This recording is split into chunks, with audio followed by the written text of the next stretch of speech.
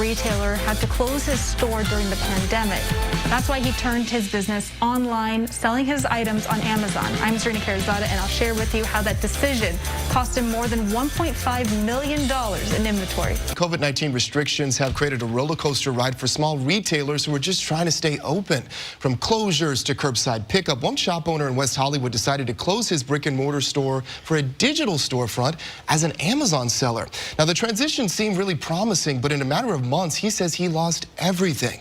Our Zarina Carazada tells us the warning he has for those wanting to move their sales online. Zarina. One small business retailer had to close his store during the pandemic. That's why he turned his business online, selling his items on Amazon. I'm Serena Carazada, and I'll share with you how that decision cost him more than $1.5 million in inventory. For small business owners like Barak Govani, the pandemic was just another push to move his West Hollywood clothing store online. That I took for myself before we closed the store. It's also all that Barak has left of more than $1.5 million of his boutique store, New York Speed's inventory.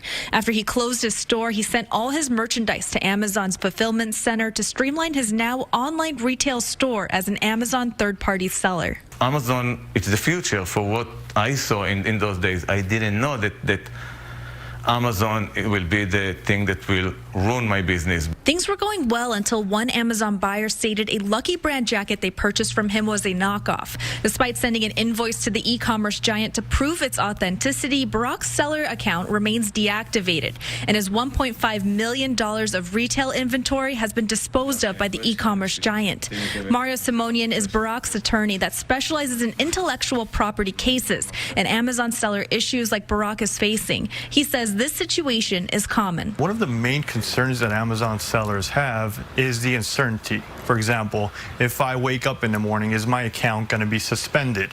In the eyes of Amazon, you're guilty until proven innocent. In a recent hearing, Amazon came under fire for their treatment of third-party sellers. As part of this investigation, we've interviewed many small businesses, and they use the words like bullying, fear, and panic to describe their relationship with Amazon. Although Barak is just one of many Amazon sellers facing these issues, the situation caused him to rely on family and friends as he became over $1 million in debt. But he's not done fighting yet. Amazon declined to comment on this issue. They're strong, they're big, and they can do everything that they're doing and still keep us in business or doing it in a different way. There is no reason to ruin people's life. I don't think they have an idea what they're doing to people like me. While Barak says he still sees online sales as the future, he's not sure that being an Amazon seller is worth the risk.